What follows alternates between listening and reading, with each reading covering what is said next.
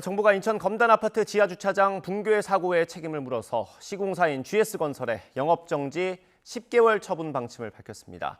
이 행정처분이 최종 확정되면 기존 사업은 문제없이 진행되지만 신규 수주는 전면 중단돼서 경영에도 상당한 타격이 예상됩니다. 취재기자 연결해서 들어보겠습니다. 윤혜리 기자. 네, 경제부입니다. 네, 이게 수위가 어느 정도 되는 겁니까? 네, 국토부 장관 직권으로 영업정지 8개월, 여기에 더해 서울시의 2개월 영업정지 처분이 더해지는데 사실상 인명피해가 없는 부실 시공 사고로는 최고 수위 징계입니다. 이번 지하주차장 붕괴 사고가 건설산업기본법상 고의나 과실로 공사를 부실하게 시공한 경우에 해당한다고 봤기 때문입니다. 서울시의 영업정지 2개월 처분도 품질 시험과 검사, 안전점검을 성실하게 수행하지 않았다고 판단돼 추진됩니다. 지난 2021년 9명의 사상자를 낸 광주 학동 철거 건물 붕괴 사고 당시 서울시는 HDC 현대산업개발에 1년 4개월의 영업정지 처분을 내린 바 있는데요. 이 가운데 영업정지 8개월이 부실시공 책임을 물어 내려진 처분인 점을 고려하면 이번 GS건설은 부실시공으로 인한 인명사고가 없었음에도 사실상 최고 수위의 징계가 내려진 셈입니다. 국민 안전과 직결된 부실 시공 문제에 대해선 무관용으로 대응하겠다는 국토부의 의지가 반영된 것으로 풀이됩니다. 또 국토부는 감리업체에는 영업정지 8개월을, 설계업체에는 등록 취소 또는 업무정지 2년 처분을 추진할 계획입니다. 아울러 설계와 시공 감리자에 대해선 경찰의 수사 의뢰도 함께 진행할 예정입니다. 네, 그럼 앞으로 어떤 절차를 거치게 됩니까? 네, 국토부의 행정처분은 행정처분심의위원회의 청문, 심의 절차를 거쳐서 최종 확정되는데요. 국토부와 민간 전문가로 이뤄진 심의위원회는 관련 업체의 소명을 듣고 최종 결정을 내리게 됩니다.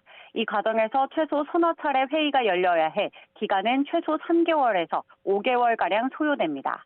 GS건설이 청문 과정에서 어떻게 소명하느냐에 따라 영업정지 기간은 줄어들 수도 있습니다. 영업정지 처분이 확정되면 현재 공사 중인 현장은 정상적으로 작업이 진행되지만 이 기간 새로운 사업 수주는 전면 중단됩니다. GS건설이 당장 영업정지를 맞게 되는 건 아니지만 이미 최고 수위의 징계가 추진되는 이상 경영상 타격은 불가피할 거란 전망이 나옵니다. 네, 이 무거운 징계인 만큼 GS건설이 가만히 있지는 않을 것 같은데 소송을 낼 가능성도 있습니까? 네, 그렇습니다. GS건설이 영업정지 시점을 최대한 미루고 처벌 수위를 낮추기 위해 소송을 제기할 거란 전망이 나오고 있습니다. 인천 검단 아파트 지하주차장 기둥에서 보강 철근이 빠진 데다 주거동 내벽 콘크리트 강도도 기준치에 못 미치는 것으로 나타났는데요. 이 같은 조사 결과에 GS건설은 문제가 된 아파트를 전면 재시공하겠다고 밝혔습니다. 여기에 드는 비용은 5,500억 원 정도로 추산됩니다. 이로 인한 영업 손실과 평판 실추는 물론 영업정지 처분을 받는 동안 신규 사업을 수주할 수 없어 경영상으로도 큰 타격을 입을 수밖에 없는 상황입니다. 따라서 GS건설은 영업정지 처분을 막기 위해 집행정지 가처분을 신청할 가능성이 큽니다. GS건설은 이번 국토부의 조치와 관련해서도 대기업으로서 기대에 부응하지 못했다며 사과하면서도 행정제재의 적정성에 대해선 청문 절차에서 충분히 소명하겠다고 입장을 밝혔습니다. 네, 근데 이번에 LH는 빠졌네요. 어떻게 되는 겁니까? 네, 국토부 장관은 LH에 대해선 공기업으로서 중대한 직무유기 책임이 있을 수 있어 별도 조사가 강도 높게 진행되고 있다고 밝혔는데요. 단지 이번 발표에서는 건설관련법상 발주처에 대한 처벌 규정이 없어서 빠지게 됐다는 게 국토부의 설명입니다. 직접 들어보시겠습니다. 건설 관련 법령에서의 행정 처분이 빠져 있다고 그래가지고 LH의 여러 가지 형사적, 민사적 또는 우리 감독상의 책임 이 부분이 빠져 있는 것은 아니다. 그래서 이 부분은 오해가 없기를 바라겠습니다.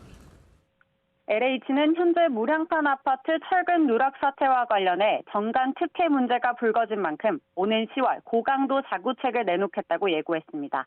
이 시점에 맞춰서 책임자들에 대한 내부 징계나 관련 민형사상 조치도 이뤄질 것으로 보입니다. 일각에서는 조직 비대화를 막기 위해 주택공사와 토지공사를 다시 분리해야 한다는 주장도 나오는 가운데 정관 예우를 근절하고 조직 효율성을 높일 수 있는 개혁안이 나올 수 있을지도 관심입니다. 지금까지 경제부에서 전해드렸습니다.